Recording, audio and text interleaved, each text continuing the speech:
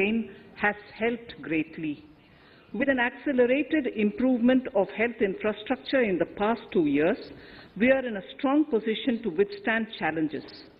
I am confident that with Sabka Prayas, we will continue our journey with strong growth. Honorable Speaker, we are marking Azadi Ka Amrit Mahotsav and have entered into Amrit Kal, the 25-year-long lead up to India at 100. Honorable Prime Minister, in his Independence Day address, had set out the vision for India at 100. By achieving certain goals during Amrit Kal, our government aims to attain this vision.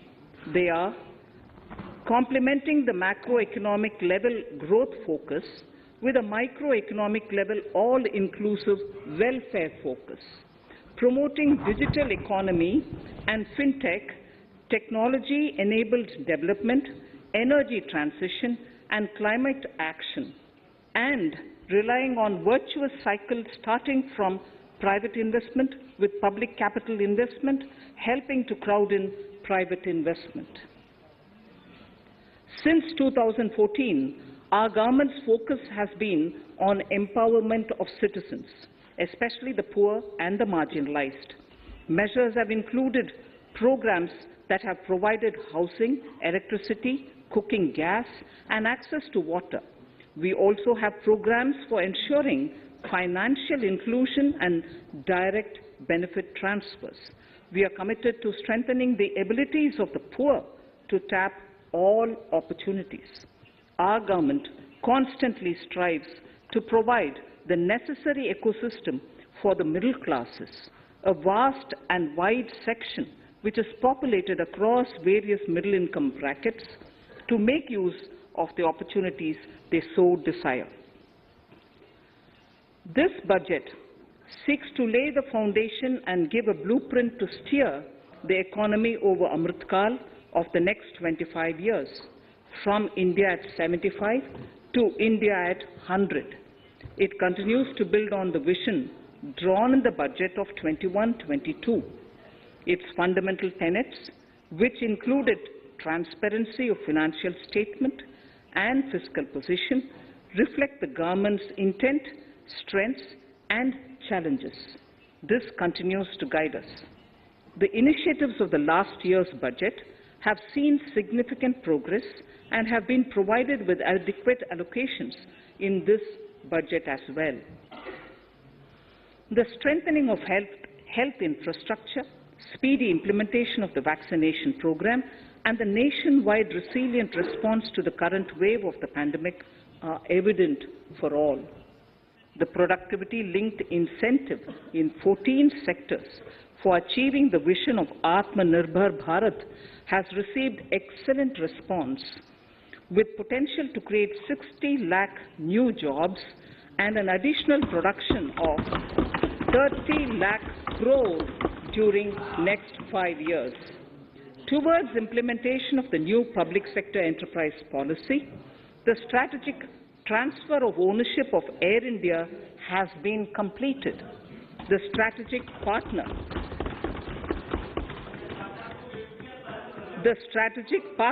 for Neelanchal Ispat Nigam Limited has been selected. The public issue of the LIC is expected shortly.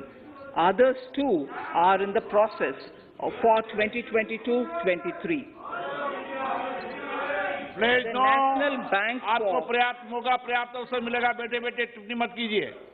the National Bank for Infrastructure Development and National Asset Reconstruction Company have commenced their activities. Honorable Speaker, sir, Budget 2021-22 had provided a sharp increase in provision for public investment or capital expenditure. Throughout the year, with the Honorable Prime Minister guiding the implementation, our economic recovery is continuing to benefit from the multiplier effect.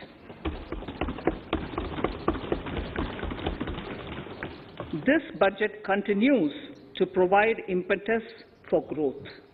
It lays a parallel track of 1. A blueprint for the Amrit Kal, which is futuristic and inclusive. This will directly benefit our youth, women, farmers, the scheduled castes, and the scheduled tribes. And number two, big public investment. Number two, big public investment for modern infrastructure, readying for India at 100. This shall be guided by PM Gati Shakti and be benefited by the synergy of multimodal approach. Moving forward on this parallel track, we lay the following 4 priorities: PM Gati Shakti, inclusive development, productivity enhancement and investment, sunrise opportunities, energy transition, and climate action, and 4, financing of investments.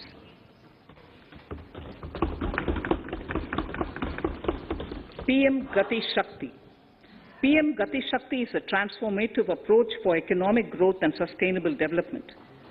The approach is driven by 7 engines, namely roads, railways, airports, ports, mass transport, waterways, and logistics infrastructure.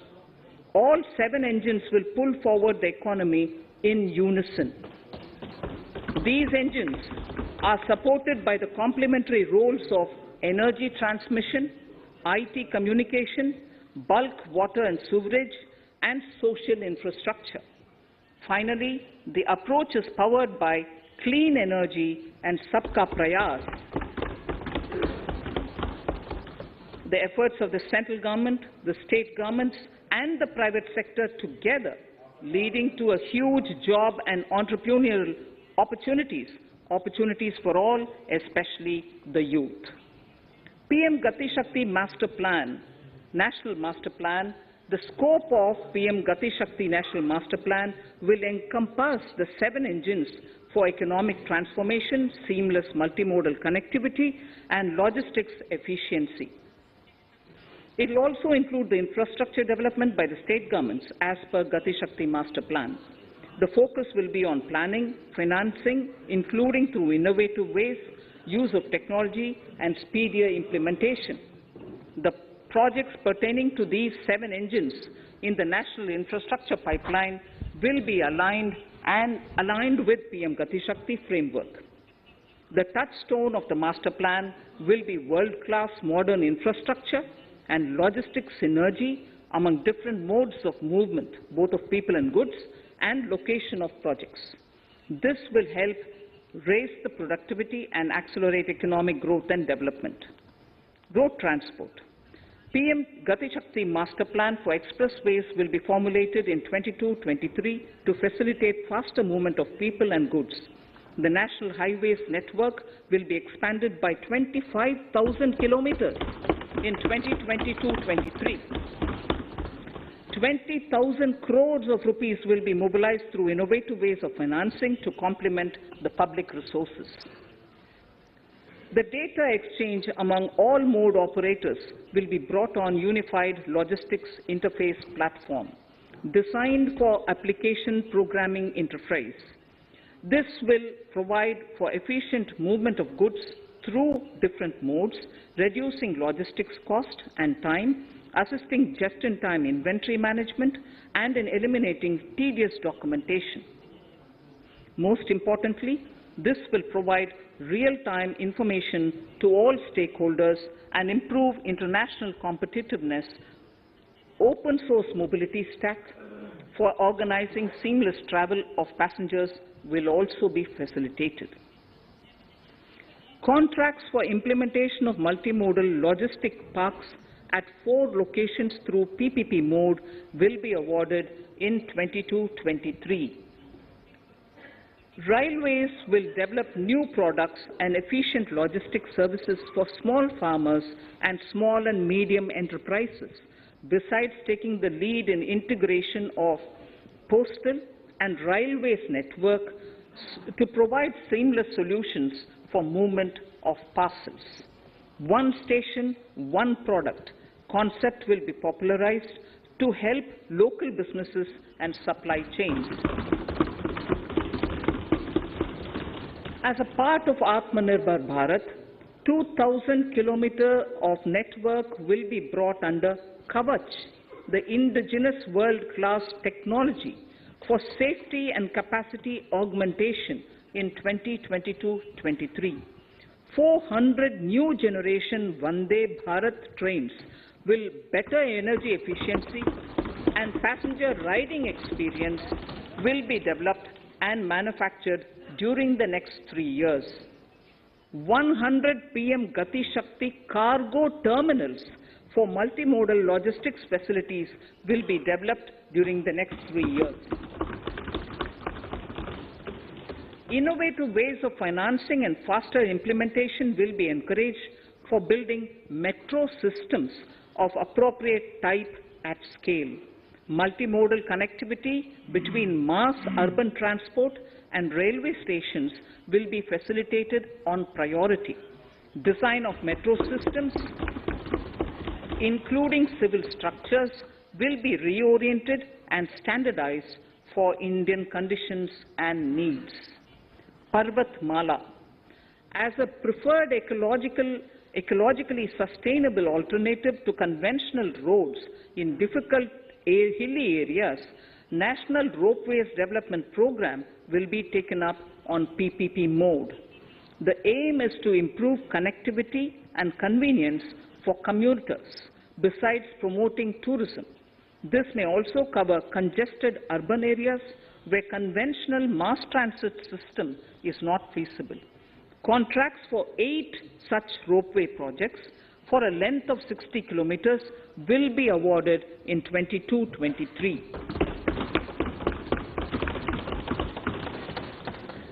With technical support from the Capacity Building Commission, central ministries, state governments, and their infra agencies will have their skills upgraded.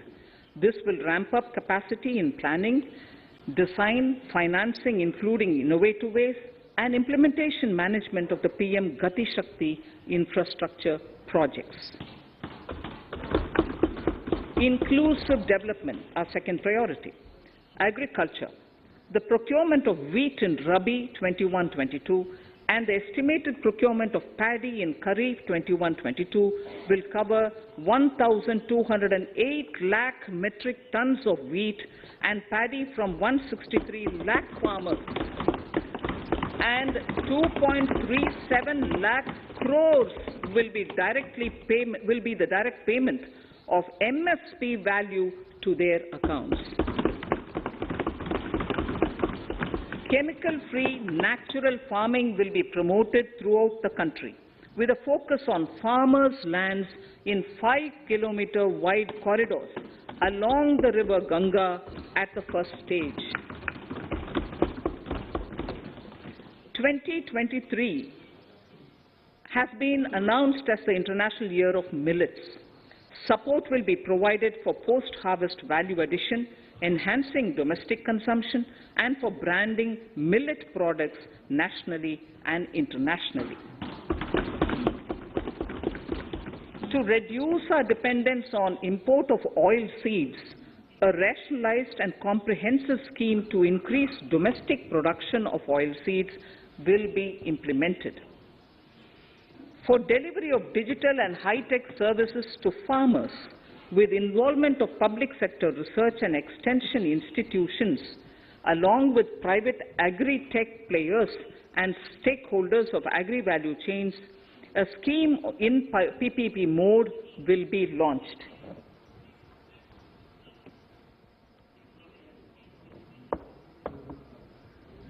Use of Kisan drones will be promoted for crop assessment, digitization of land records, spraying of insecticides and nutrients.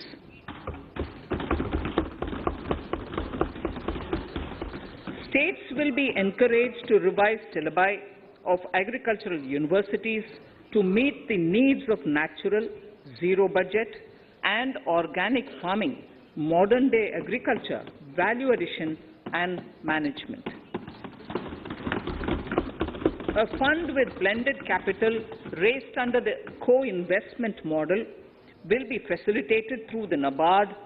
This is to finance startups for agriculture and rural enterprise relevant for farm produce value chain. The activities of these startups will include inter alia, support for FPOs, machinery for farmers on rental basis at farm level, and technology including IT-based support. The implementation of the Kane-Betwa link project at an estimated cost of 44,605 crores will be taken up. This is aimed at providing irrigation benefits to 9.0 lakh hectare of farmers' lands, drinking water supply to 62 lakh people, 103 megawatt of hydro, 27 megawatt of solar power, allocations of 4,300 crores of rupees in the RE 21-22 and 1,400 crores of rupees in 22-23 have been made for this project. Honorable Speaker, sir, draft DPRs for 5 river links, namely Daman-Ganga Pinjal, Par-Tapi Narmada, Godavari Krishna, Krishna Pennar, and Pennar Kaveri have been finalized. Once a consensus is reached among the beneficiary states, the Centre will provide support for their implementation. For farmers to adopt suitable varieties of fruits and vegetables and to use appropriate production and harvesting techniques, our government will provide a comprehensive package with participation of state governments. MSMEs, Udyam, eShram, NCS and ASEEM portals will be interlinked. Their scope will be widened. They will now perform as portals with live organic databases, providing G2C, B2C and B2B services. These services will relate to credit facilitation, skilling and recruitment with an aim to further formalize the economy and enhance entrepreneurial opportunities for all. Emergency Credit Line Guarantee Scheme has provided the much-needed additional credit to more than 130 lakh MSMEs. This has helped them mitigate the adverse impact of the pandemic. The hospitality and related services, especially those by micro and small enterprises, are yet to regain their pre-pandemic level of business. Considering these aspects, the ECLGS will be extended up to March 2023, and its guarantee cover will be expanded by 50,000 crores of rupees to total cover of 5 lakh crores.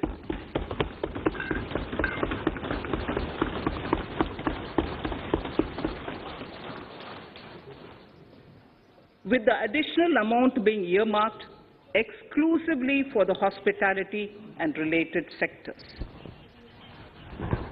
Credit Guarantee Trust for Micro and Small Enterprises, CGT-MSE, scheme will be revamped with required infusion of funds. This will facilitate additional credit of 2 lakh crore for micro and small enterprises and expand employment opportunities.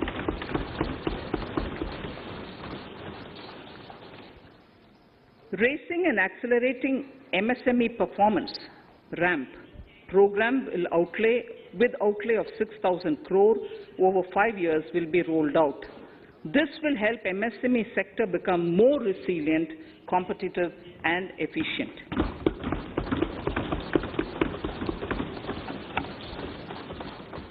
Skilling programs and partnership with the industry will be reoriented to promote continuous skilling avenues, sustainability and employability. The National Skill Qualification Framework will be aligned with dynamic industry needs. Digital ecosystem for skilling and livelihood, the Desh Stack e-portal, will be launched. This aims to empower citizens to skill, reskill, or upskill through online training. It will also provide API-based trusted skill credentials, payment and discovery layers to find relevant jobs and entrepreneurial opportunities. Startups will be promoted to facilitate Drone Shakti through varied applications and for drone as a service.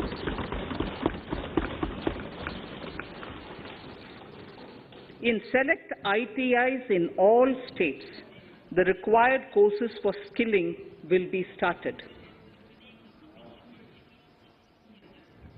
Due to the pandemic-induced closure of schools, our children, particularly in the rural areas and those from scheduled castes and scheduled tribes and other weaker sections, have lost almost 2 years of formal education.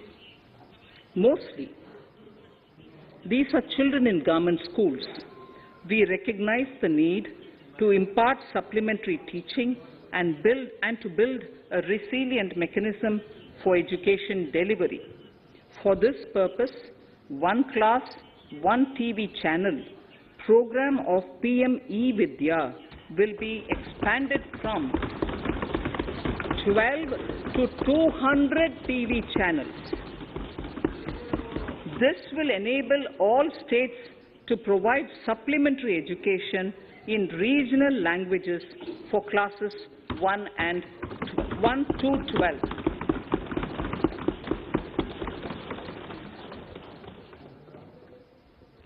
High-quality e-content in all spoken languages will be developed for delivery via internet, mobile phones, TV, and through radio and digital teachers. A competitive mechanism for development of quality e-content by the teachers will be set up to empower and equip them with digital tools of teaching and facilitate better learning outcomes. A digital university will be established to provide access to students across the country for world-class quality universal education with personalized learning experience at their doorsteps. This will be made available in different Indian languages and ICT formats. The university will be built on a networked hub and spoke model, with the hub building cutting-edge ICT expertise. The best public universities and institutions in the country will collaborate as a network of hub and spoke. An open platform for the national digital health ecosystem will be rolled out. It will consist of digital registries of health providers and health facilities, unique health identity, consent framework, and universal access to health facilities. The pandemic has accentuated mental health problems in people of all ages. To better the access to quality mental health counseling and care services, a national Tele mental health program will be launched. This will include a network of 23 Tele mental health centers of excellence, with NIMHANS being the nodal center, and International Institute of Information Technology, Bangalore, IIIT Bangalore, providing technology support. Recognizing the importance of Nari Shakti as the harbinger of our bright future and for women-led development, during the Amritkal, our government has comprehensively revamped the schemes of the Ministry of Women and Child Development. Accordingly, 3 schemes, namely Mission Shakti, Mission Vatsalya, Saksham Anganwadi and Poshan 2.0 were launched recently to provide integrated benefits to women and children. Saksham Anganwadis are a new generation Anganwadis that have better infrastructure and audio-visual aids, powered by clean energy and providing improved environment for early childhood development. 2 lakh Anganwadis will be upgraded under this scheme. Current coverage of Har Ghar Nal Se Jal is 8.7 crores. Of this, 5.5 crore households were provided tap water in last 2 years itself. Allocation of 60,000 crores of rupees has been made with an aim to cover 3.8 crore households in 2022 and 23. In 22-23, 80 lakh houses will be completed for the identified eligible beneficiaries of the PM Awas Yojana, both rural and urban. 48,000 crores is allotted for this purpose. The central government will work with the state governments for reduction of time required for all land and construction-related approvals, for promoting affordable housing for middle class and for the economically weaker sections in urban areas. We shall also work with the financial sector, regulators, to expand access to capital along with reduction in cost of intermediaries. A new scheme, Prime Minister's Development Initiative for the Northeast, will be implemented through the Northeastern Council. It will fund infrastructure in the spirit of PM Gati Shakti and social development projects based on felt needs of the Northeast. This will enable livelihood activities for youth and women, filling the gaps in various sectors. It will not be a substitute for existing central or state schemes. While the central ministries may also post their candidate projects, priority will be given to those posted by the states. An initial allocation of 1,500 crores of rupees will be made, and the initial list of projects is given in Annexure 1 of my speech. Our vision to improve the quality of life of citizens in the most backward districts of the country through Aspirational Districts program has been translated into reality in a very short span of time. 95% of those 112 districts have made significant progress in key sectors such as health, nutrition, financial inclusion, and basic infrastructure. They have surpassed even some of the state average values.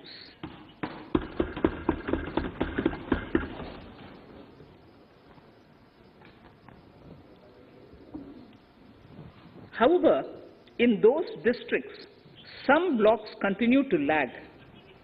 In 22-23, the program will focus on such blocks in those districts.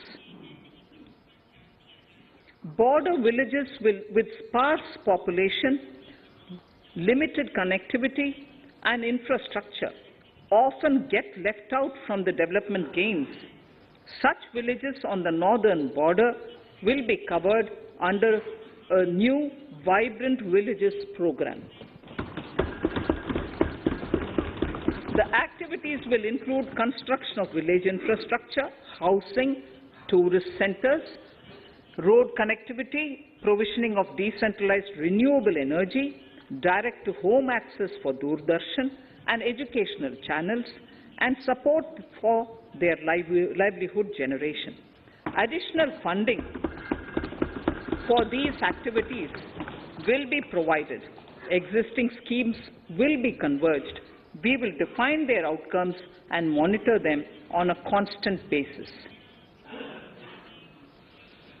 In 2022, 100% of 1.5 lakh post offices will come on the core banking system, enabling financial inclusion and access to accounts through net banking, mobile banking, ATMs, and also provide online transfer of funds between post office accounts and bank accounts.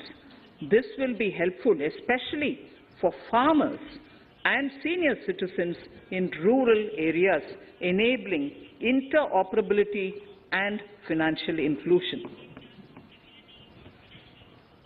Honorable Speaker, sir, in recent years, digital banking, digital payments, and fintech innovations have grown at a rapid pace in the country. Government is continuously encouraging these sectors to ensure that the benefits of digital banking reach every nook and corner of the country in a consumer-friendly manner. Taking forward this agenda and to mark 75 years of our independence, it is proposed to set up 75 digital banking units in 75 districts of the country by scheduled commercial banks. The financial support for digital payment ecosystem announced in the previous budget will continue in 22-23 as well. This will encourage further adoption of digital payments. There will also be a focus to promote use of payment platforms that are economical and user-friendly. So I move to the next priority. In recent years, over 25,000 compliances were reduced and nearly 1,500 union laws were repealed. This is the result of our government's strong commitment for minimum government and maximum governance. 1,486 union laws were repealed. Our trust in the public and ease of doing business is what is highlighted here, sir. For the Amrit Kal, the next phase of ease of doing business 2.0 and ease of living will be launched. In our endeavor to improve productive efficiency of capital and human resources, we will follow the idea of trust-based governance. The new phase will be guided by an active involvement of the states, digitization of manual processes and interventions, integration of the central and state level systems through IT bridges, a single point access for all citizen-centric services, and standardization and removal of overlapping compliances, crowdsourcing of suggestions and ground-level assessment of the impact with active involvement of citizens and businesses will be encouraged.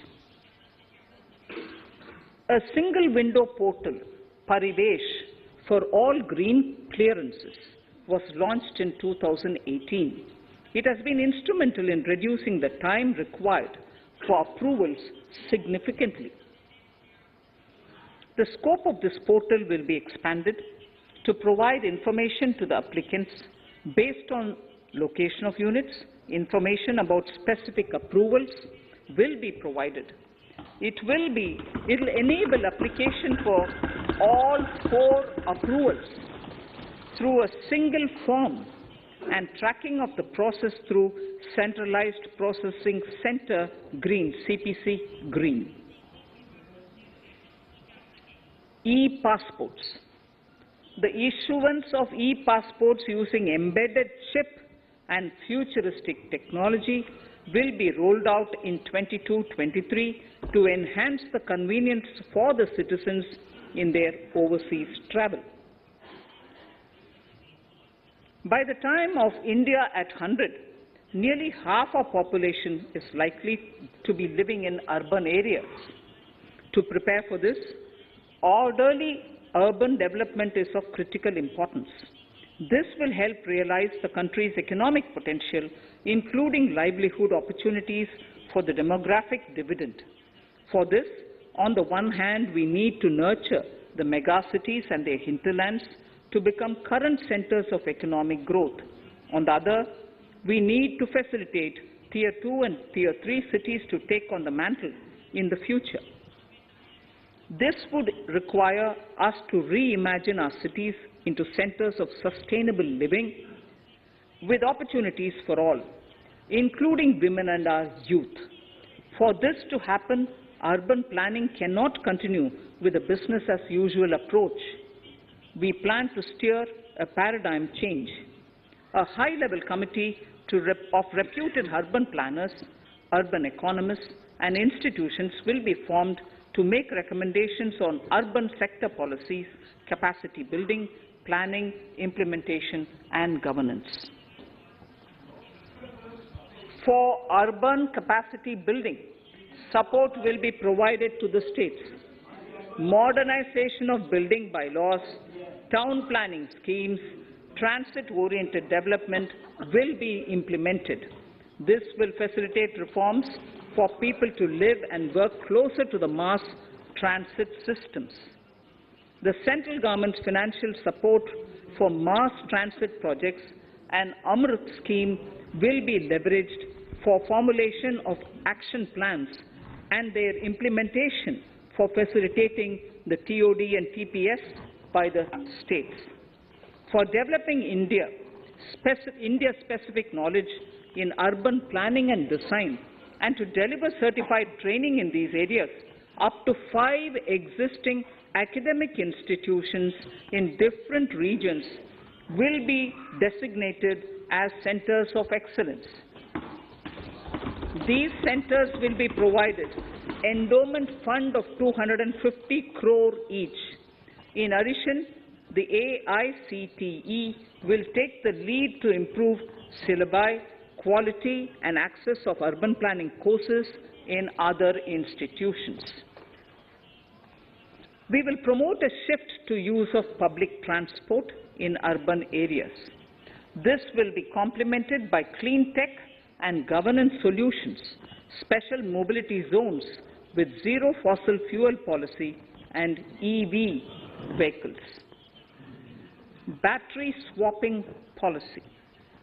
Considering the constraint of space in urban areas, for setting up charging stations at scale, a battery swapping policy will be brought out and interoperability standards will be formulated.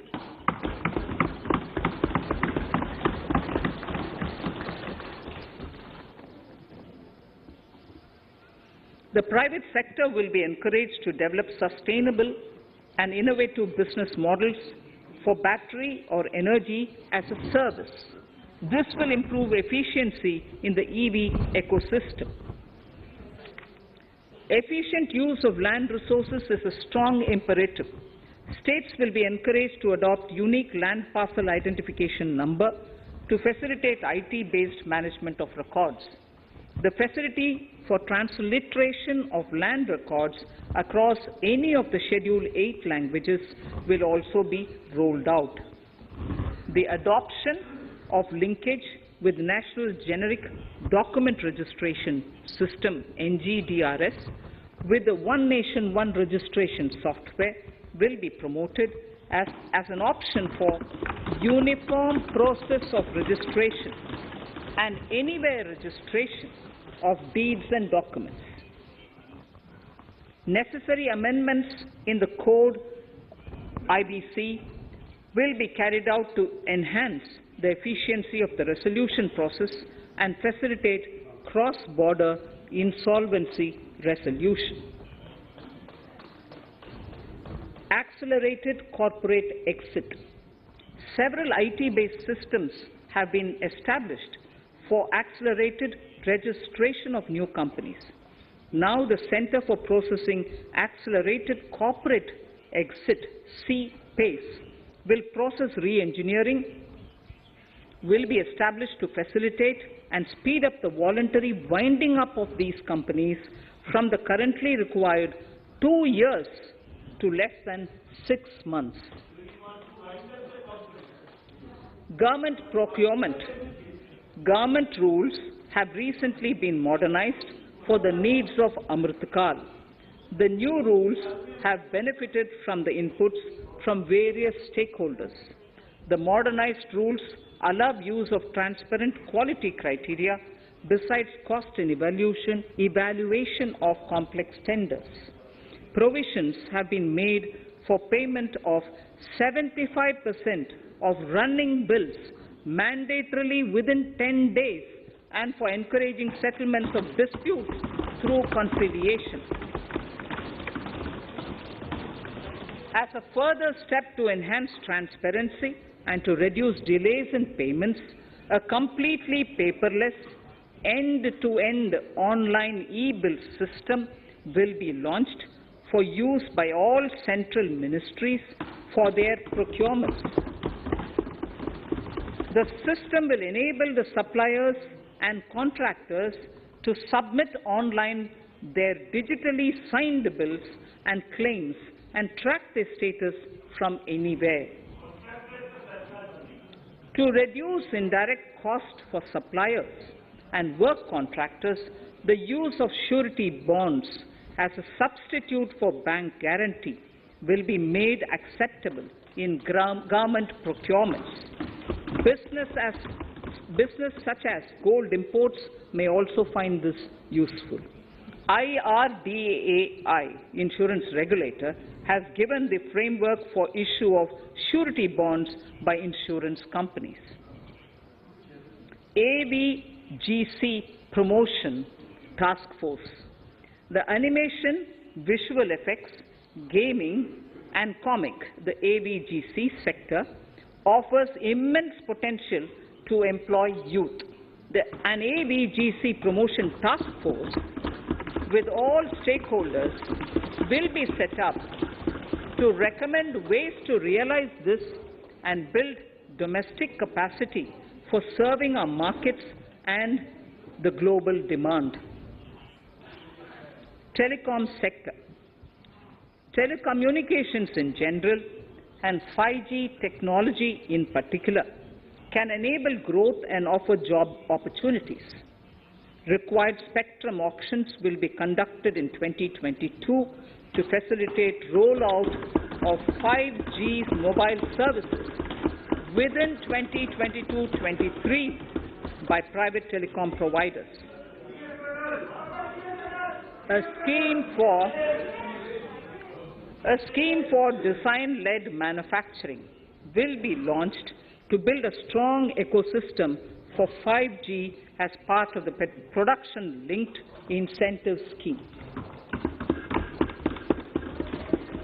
To enable affordable broadband and mobile service proliferation in rural and remote areas, 5% of annual collections under the Universal Service Obligation Fund will be allocated.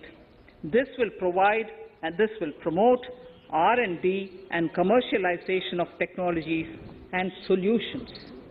Our vision is that all villages and their residents should have the same access to e-services, communication facilities, and digital resources as urban areas and their residents.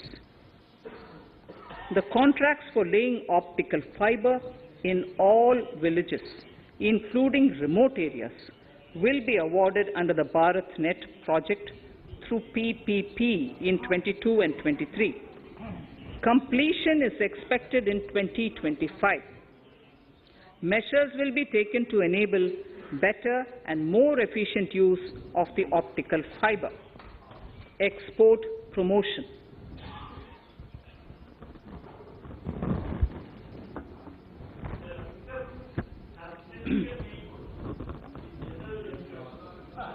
The Special Economic Zones Act will be replaced with a new legislation that will enable the states to become partners in development of enterprise and service hubs.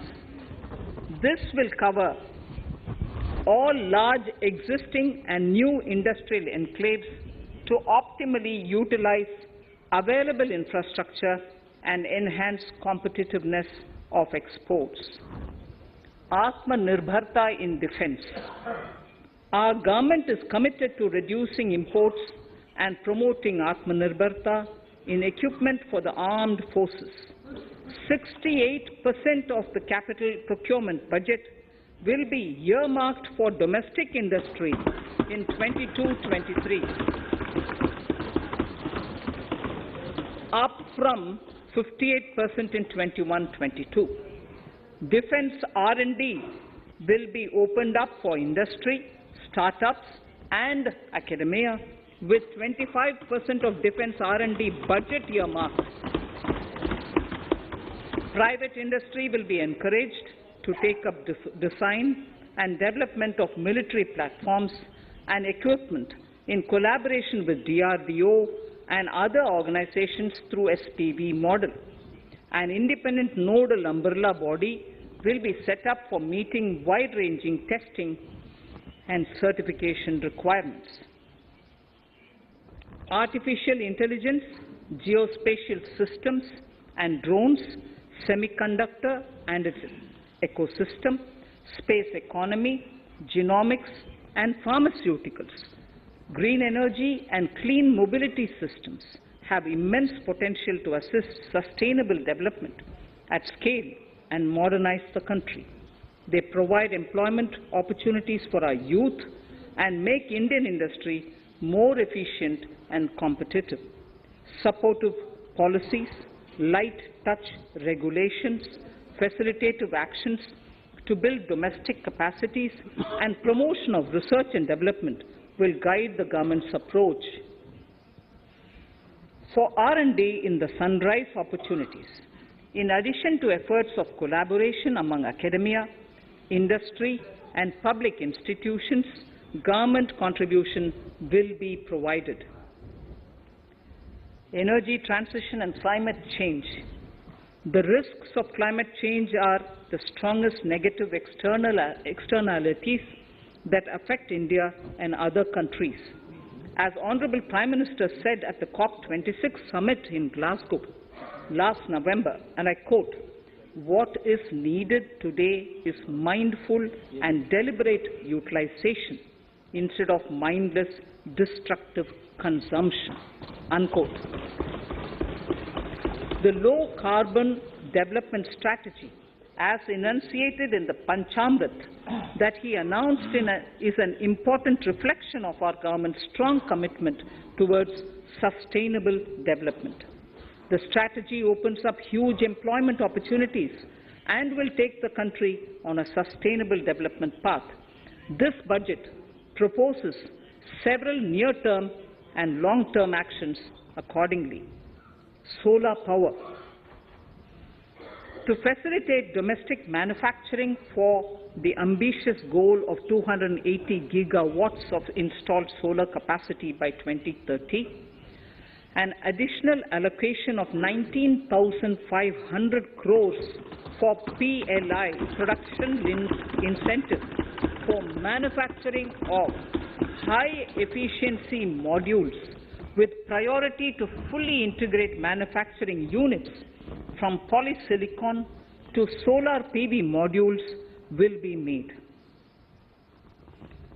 Honorable Speaker, sir, the circular economy transition is expected to help in productivity enhancement as well as creating large opportunities for new businesses and jobs. The action plans for 10 sectors such as electronic waste, end-of-life vehicles, used oil waste, toxic and hazardous industrial waste are already ready. The focus will now be on addressing important cross-cutting issues of infrastructure, reverse logistics, technology upgradation, and integration with informal sector. This will be supported by active public policies covering regulations, extended producers' responsibilities, framework, and innovation facilities.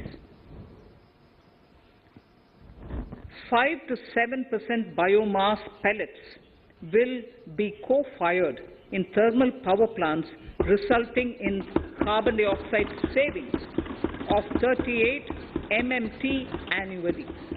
This will also provide extra income to farmers and job opportunities to locals and help avoid stubble burning in agricultural fields.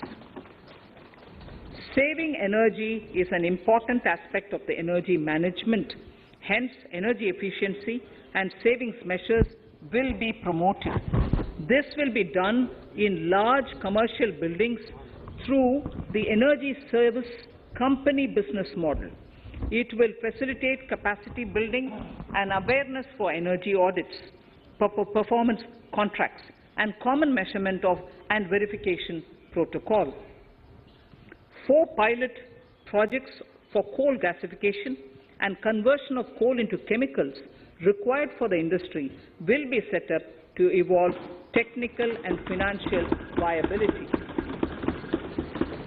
The policies and required legislative changes to promote agroforestry and private forestry will be brought in. In addition, financial support will be provided to farmers belonging to scheduled castes and scheduled tribes who want to take up agroforestry. Honourable Speaker, I now move to the 4th priority, financing of investments. Capital investment holds the key to speedy and sustainable economic revival and consolidation through its multiplier effect. Capital investment also helps in creating employment opportunities, induced enhanced demand for manufactured input from large industries and MSMEs, services from professionals, and help farmers through better agri-infrastructure. The economy has shown strong resilience to come out of the effects of the pandemic with high growth. However, we need to sustain that level to make up for the setback of 2020-2021. As outlined in para 5 earlier, the virtuous cycle of investment requires public investment to crowd in private investment. At this stage, private investments seem to require that support to rise to their potential and to the needs of the economy. Public investment must continue to take the lead and prime the private investment and demand in 2022-23. Considering the above imperative, the outlay for capital expenditure in the Union budget is once again being stepped up sharply by 35.4% from 5.54 lakh crore in the current year to 7.50 lakh crores in 22-23. This has increased to more than 2.2 times the expenditure of 2019-20. This outlay in 22-23 will be 2.9% of the GDP. Effective capital expenditure.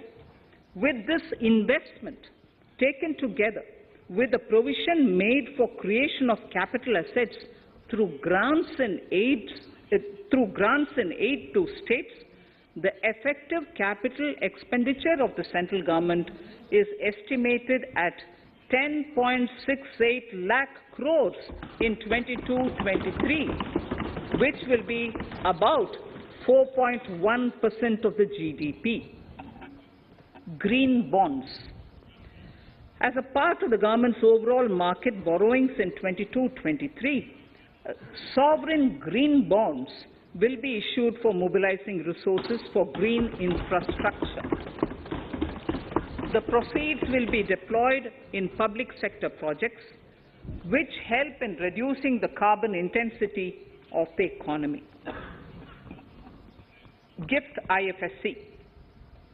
World-class foreign universities and institutions will be allowed in the GIFT city to offer courses in the financial management, fintech, science, technology, engineering, and mathematics free from domestic regulations, except those by the IFSCA to facilitate availability of high-end human resources for financial services and technology. An international arbitration center will be set up in the GIFT city for timely settlement of disputes under international jurisprudence. Services for global capital for sustainable and climate finance in the country will be facilitated in the GIFT city. infrastructure status, data centers and energy storage systems, including dense charging infrastructure and grid-scale battery systems, will be included in the harmonized list of infrastructure. This will facilitate credit availability for digital infrastructure and clean energy storage. Venture capital and private equity invested more than 5.5 lakh crores last year, facilitating one of the largest startup growth systems. Scaling up this investment requires a holistic examination of regulatory and other frictions.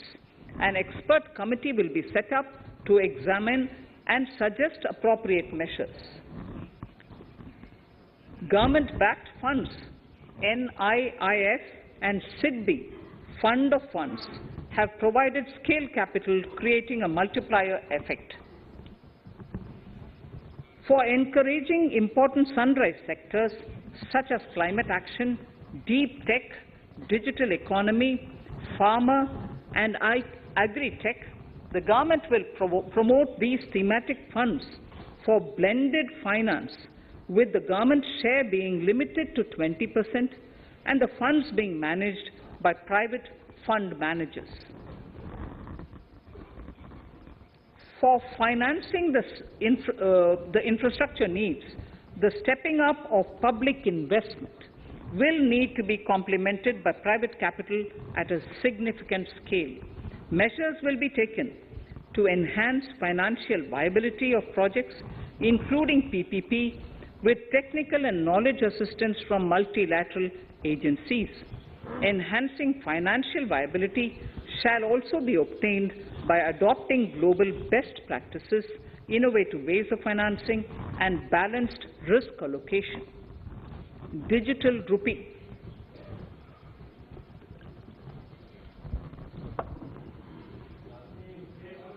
Introduction of a central bank digital currency will give a big boost to digital economy. Digital currency will also lead to a more efficient and cheaper currency management system. It is therefore proposed to introduce digital rupee using blockchain and other technologies to be issued by the Reserve Bank of India starting 2022 and 23.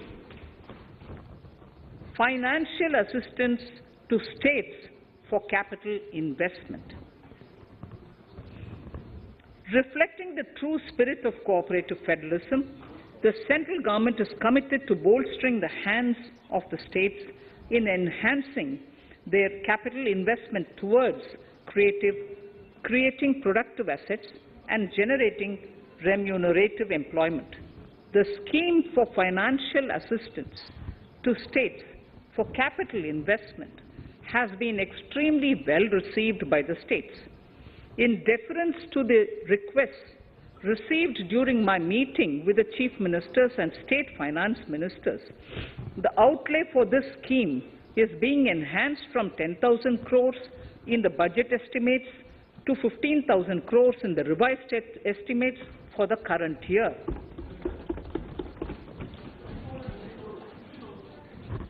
For 22-23,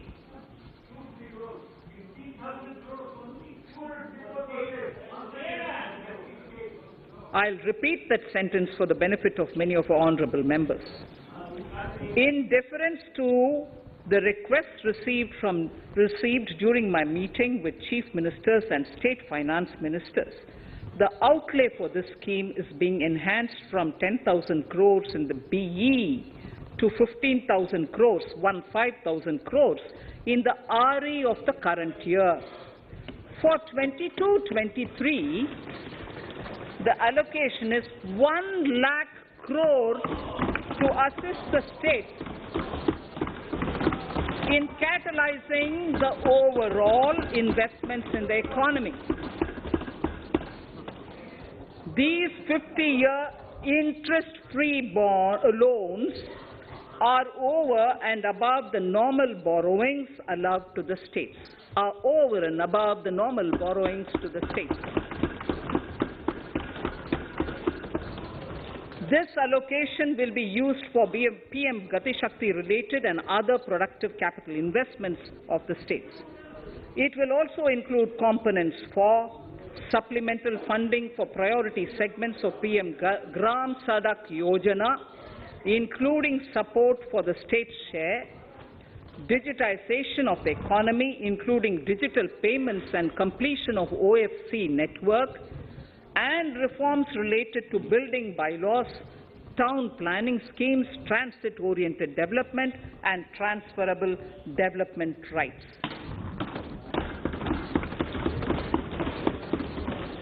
In 22-23, in accordance with the recommendations of the 15th Finance Commission, the states will be allowed a fiscal deficit of 4% of the GSDP, of which 0.5% will be tied to power sector reforms, for which the conditions have already been communicated in 21-22.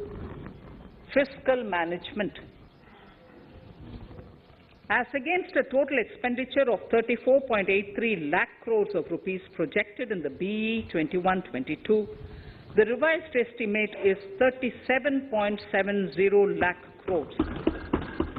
The revised estimate of capital expenditure is 6.3 lakh crores of rupees.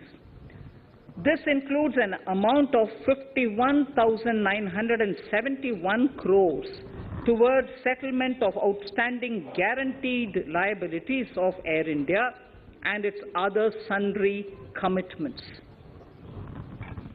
Coming to the budget estimates, Honourable Speaker, sir, the total expenditure in 22-23 is estimated at 39.45 lakh crores, while the total receipts other than borrowings are estimated at 22.84 lakh crores of rupees.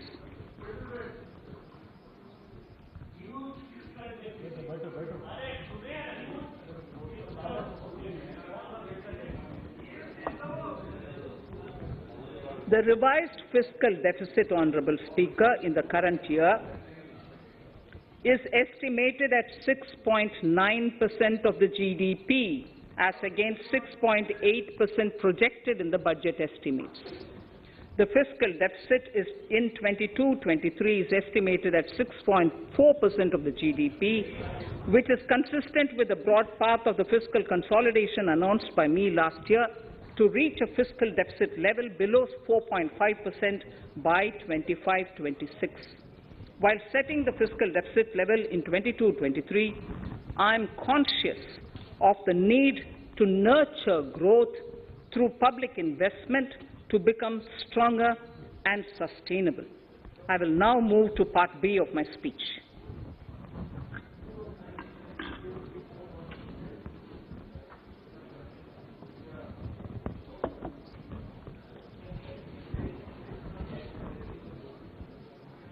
Direct tax. Honourable Speaker, sir, I take this opportunity to thank all the taxpayers of our country who have contributed immensely and strengthened the hands of the government in helping their fellow citizens in this hour of need. So I have brought in a little verse from the Mahabharata. I won't spend more time reading because I would like the speech to get enough time. However, the substance of it is the king must make arrangements for yoga kshema, which is the welfare of the populace, by way of abandoning any laxity and by governing the state in line with dharma, along with collecting taxes which are in consonance with dharma. This is Mahabharata Shanti Parva Adhyaya, Shloka 11 from 72. Drawing wisdom from our ancient texts, we continue on the path to progress. The proposals in this budget, while continuing with our declared policy of stable and predictable tax regime, intend to bring more reforms that will take ahead our vision to establish a trustworthy tax regime. This will further simplify the tax system, promote voluntary compliance by taxpayers, and reduce litigation. Introducing new updated return. India is growing at an accelerated pace and people are undertaking multiple financial transactions. The Income Tax Department has established a robust framework of reporting of taxpayers' transactions. In this context, some taxpayers may realize that they have committed omissions or mistakes in correctly estimating their income for tax payment. To provide an opportunity to correct such errors, I am proposing a new provision permitting taxpayers to file an updated return on payment of additional tax. This updated return can be filed within 2 years from the end of the relevant assessment year.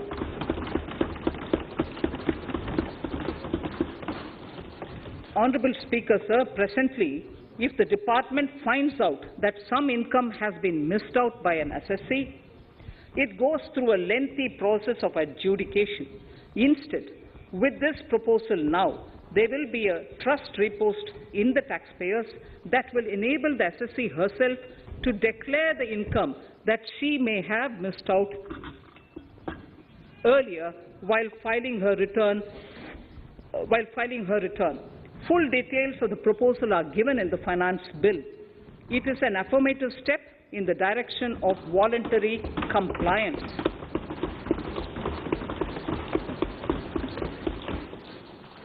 Reduced alternative minimum tax rate and surcharge for cooperatives. Currently, cooperative societies are required to pay alternate minimum tax at the rate of 18 and 1.5%. However, companies pay the same rate, the same, which is the alternate minimum tax, at the rate of 15%. To provide a level playing field between cooperative societies and companies, I propose to reduce this rate for the cooperative societies also to 15%. Honourable Speaker, sir, I also propose to reduce the surcharge on cooperative societies from the present 12% to 7% for those having total income of more than 1 crore and up to 10 crores. This would help in enhancing income of cooperative societies and its members who are mostly from the rural and from farming communities. Tax relief to persons with disability. The parent or guardian of a differently abled person can take an insurance scheme for such person. The present law provides for deduction to the parent or guardian only if the lump sum payment or annuity is available to the differently abled person on the death of the subscriber, that is the parent or the guardian. There could be situations where the differently abled dependent may need payment of annuity or lump sum amount even during the lifetime of their parent or guardian. I propose thus to allow the payment of annuity and lump sum amount to the differently abled dependent during the lifetime of the parent and guardians, that is parent or guardians, attaining the age of 60 years. Parity between employees of the state and central governments. At present, the central government contributes 14% of the salary of its employee to the National Pension System, NPS, Tier 1. This is allowed as a deduction in computing the income of the employee. However, such deduction is allowed only to the extent of 10% of the salary in case of employees of the state governments. To provide equal treatment to both central and state government employees, I propose to increase the tax deduction limit from 10% to 14% on employers' contribution to the MPS account of state government employees as well. This would help in enhancing the social security benefits of the state government employees and bring them at par with central government employees. Incentives for startups. Startups have emerged as drivers of growth for our economy. Over the past few years, the country has seen a manifold increase in successful startups. Eligible startups established before 31/3/2022 had been provided a tax incentive for 3 consecutive years out of the 10 years from incorporation. In view of the COVID pandemic, I propose to extend the period of incorporation of the eligible startup by 1 more year, that is, up to 31/3/2023, for providing such tax incentives.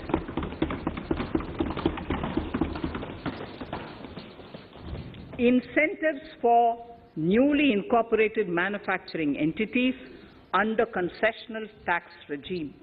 In an effort to establish a global competitive business environment for certain domestic companies, a concessional tax regime of 15% was introduced by our government for newly incorporated domestic manufacturing companies. I propose to extend the last date for commencement of manufacturing or production under Section 115B(ab) by 1 more year, that is from 31st March 2023 to 31st March 2024.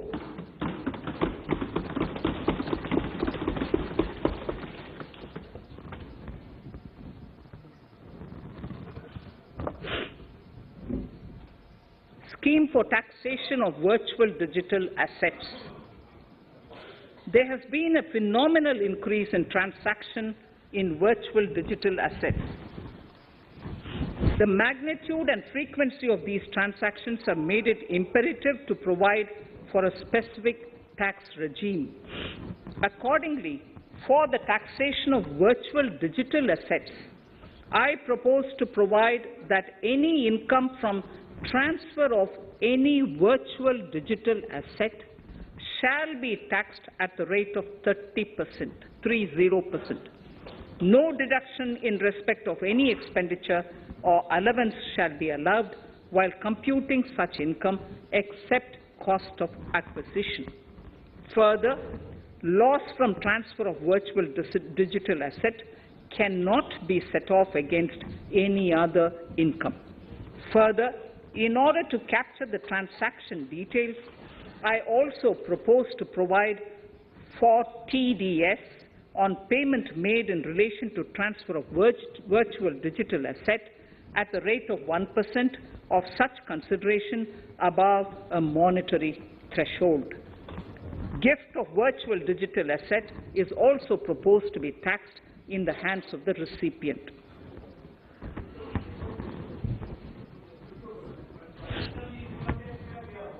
Litigation management to avoid repetitive appeals by the department. It has been observed that a lot of time and resources are consumed in filing of appeals which involve identical issues. Taking forward our policy of sound litigation management, I propose to provide that if a question of law in the case of an assessee is identical to a question of law which is pending in the appeal before a jurisdictional High Court or Supreme Court, in any case, the filing of further appeal in the case of this assessee by the department shall be deferred till such a question of law is decided by the jurisdictional High Court or the Supreme Court. This will greatly help in reducing the repeated litigation between taxpayer and the department. Taking forward our efforts to further promote the IFSC, I hereby propose to provide that income of a non-resident from offshore derivative instruments or over-the-counter derivatives issued by an offshore banking unit, income from royalty and interest on account of lease of ship, and income received from portfolio management services in IFSC shall be exempt from tax subject to specified conditions. Rationalization of surcharge. In the globalized business world, there are several work contracts whose terms and conditions mandatorily require formation of a consortium. The members in the consortium are generally companies. In such cases, the income of these AOPs has to suffer a graded surcharge up to 37%, which is a lot more than surcharge on the individual companies. Accordingly, I propose to cap the surcharge of these AOPs at 15%. Further, the long-term capital gains on listed equity shares, units, etc., are liable to maximum surcharge of 15%, while other long-term capital gains are subjected to a graded surcharge which goes up to 37%. I propose to cap the surcharge on long-term capital gains arising on transfer of any type of assets at 15%. This step will give a boost to startup community, and along with my proposal on the extended tax benefits to manufacturing companies and startups, reaffirms our commitment to Atmanirbhar Bharat. Clarification in relation to health and education cess as business expenditure. The income tax is not an allowable expenditure for computation of business income. This includes tax as well as surcharges. The health and education cess is imposed as an additional surcharge on the taxpayer for funding specific government welfare programs. However, some courts have allowed health and education cess as business expenditure, which is against the legislative intent. To reiterate the legislative intent, I propose to clarify that any surcharge or cess on income and profits is not allowable as business expenditure. Deterrence against tax evasion. Honourable Speaker, sir, presently there is ambiguity regarding set-off of brought forward loss against undisclosed income detected in search operations. It has been observed that in many cases where undisclosed income or suppression of sales, etc., is detected, payment of tax is avoided by setting off of losses. In order to bring certainty and to increase deterrence among tax evaders, I propose to provide that no set-off of any loss shall be allowed against undisclosed income detected during search and survey operations.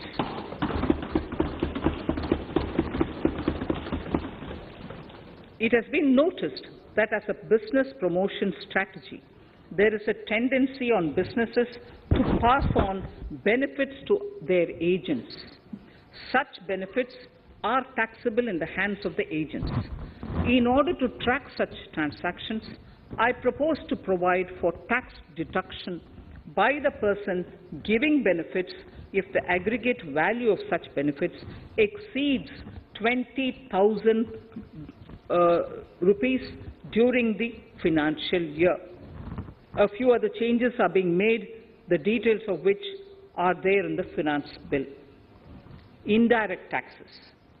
So remarkable progress in GST. GST has been a landmark reform of independent India, showcasing the spirit of cooperative federalism. While aspirations were high, there were huge challenges too. These challenges were overcome deftly and painstakingly under the guidance and the oversight of the GST Council. We can now take pride in a fully IT-driven and progressive GST regime that has fulfilled the cherished dream of India as one market, one tax. There are still some challenges remaining, and we aspire to meet them in the coming year. The right balance between facilitation and enforcement has engendered significantly better compliance, and enforcement has engendered better compliance. GST revenues are buoyant despite the pandemic. I would bring in something which I've got to know this morning, not part of my speech, but worth putting in here for the knowledge of the Honourable House. I would like to bring to the notice of this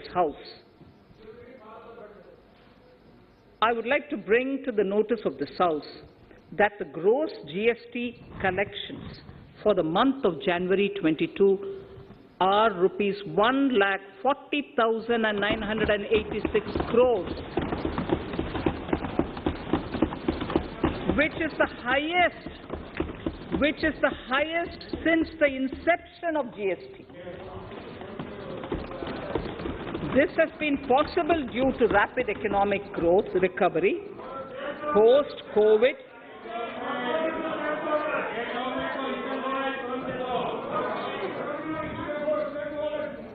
This has been possible due to the rapid economic recovery post-COVID, as well as various policy and administration undertaken by central and state tax administrations. Taxpayers deserve applause for this growth. Not only did they adapt to the changes, but enthusiastically contributed to the cost of paying taxes. Special economic zones. In part A of my speech, I have referred to the proposed reforms in SEZs. Alongside, we will also undertake reforms in customs administration of SEZs, and it shall henceforth be fully IT-driven and function on the Customs National Portal with a focus on higher facilitation and with only risk-based checks. This will ease doing business by SEZ units considerably. This reform shall be implemented by 30th September 2022.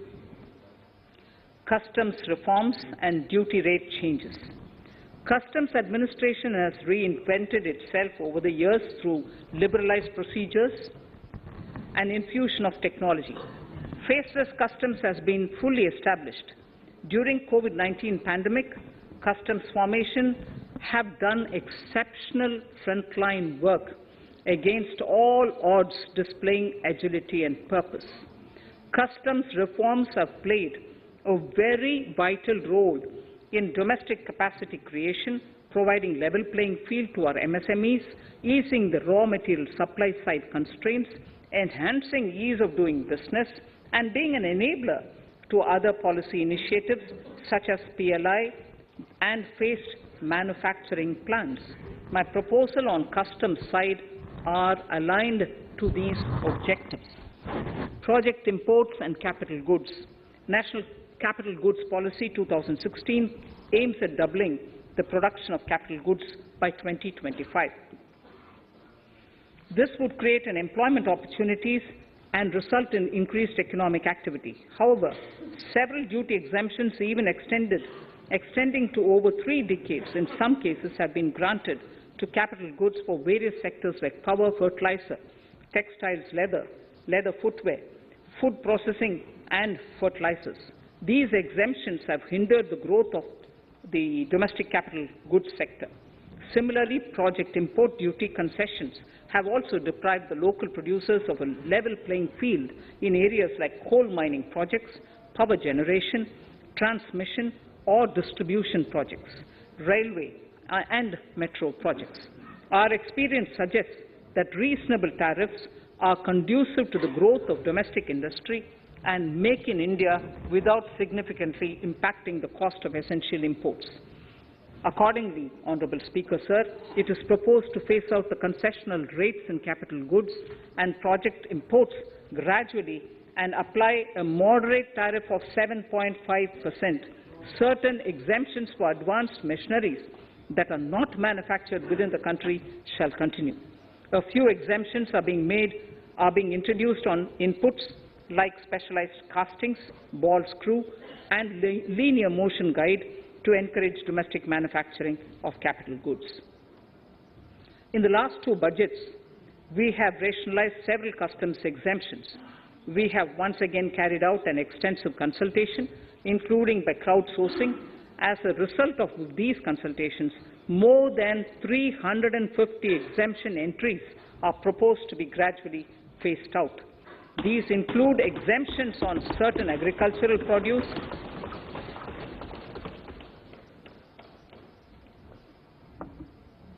chemicals, fabrics, medical devices and drugs, and medicines for which sufficient domestic capacity exists. Further, as a simplification measure, Several concessional rates are being incorporated in the customs tariff schedule itself instead of prescribing them through various notifications. This comprehensive review will simplify the customs rate and tariff structure, particularly for sectors like chemicals, textiles, and metals, and minimize disputes. Removal of exemption on items which are or can be manufactured in India, and providing concessional duties on raw material that go into manufacturing of intermediate products will go many a step forward in achieving our objective of Make in India and Atmanirbhar Bharat. I shall now take up specific sector-specific proposals. Electronics. Electronic manufacturing has been growing rapidly. Customs duty rates are being calibrated to provide a graded rate structure to facilitate domestic manufacturing of wearable devices, hearable devices, and electronic smart meters. Duty concessions are being given to parts of transformer of mobile phone chargers and camera lens of mobile camera module and certain other such items. This will enable domestic manufacturing of high-growth electronic items. Gems and jewelry. To give a boost to the gems and jewelry sector, customs duty on cut and polished diamonds and gemstones is being reduced to 5%. Simply sawn diamond would attract nil customs duty. To facilitate export of jewelry through e-commerce, a simplified regulatory framework shall be implemented by June this year to disincentivize import of undervalued imitation jewelry. The customs duty on imitation jewelry is being prescribed in a manner that a duty of at least 400 rupees per kg is paid on its import. Chemicals. Customs duty on certain critical chemicals, namely methanol, acetic acid, and heavy feedstocks for petroleum refining are being reduced, while duty is being raised on sodium cyanide, for which adequate capacity in the domestic arena exists.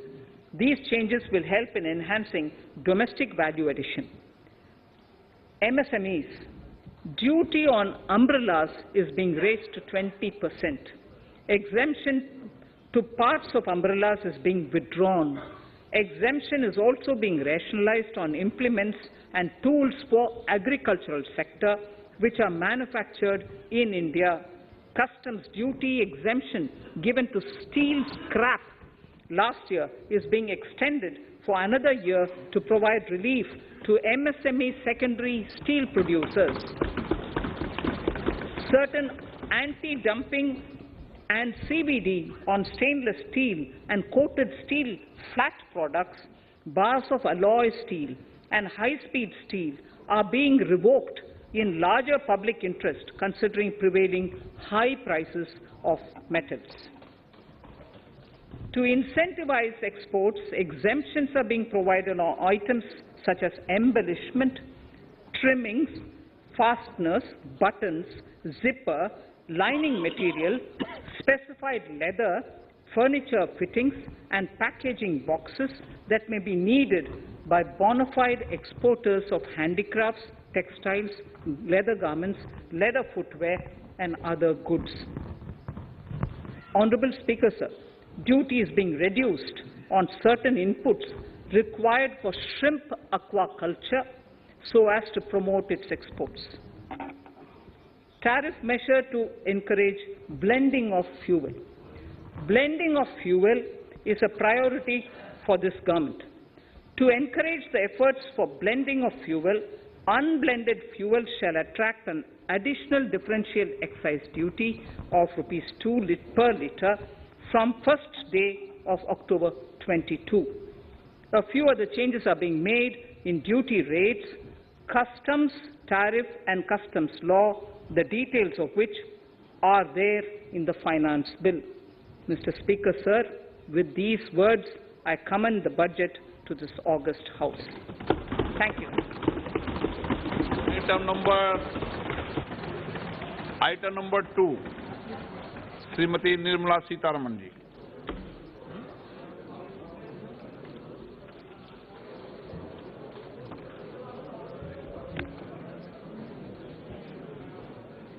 Sir, with your permission, I rise to lay on the table the following statements under Section 3(1) of the Fiscal Responsibility and Budget Management FRBM Act 2003, Medium-Term Fiscal Policy cum Fiscal Policy Strategy Statement and Macroeconomic Framework Statement.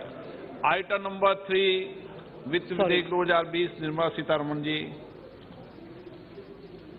Sir, item number 3, Finance Bill. Sir, with your permission, I rise to move for leave to introduce the Finance Bill 2022.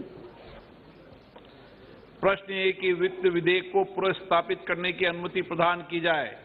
जो सदस्य इसके पक्ष में हाँ गए, जो सदस्य विरोध में ना गए, मेरे विचार में निर्णय हाँ वालों के पक्ष में, हाँ वालों के पक्ष में। माननीय मंत्री जी, वित्त विधेयक को पुनर्स्थापित करें। Sir, I introduce the bill. सभा की कार्रवाई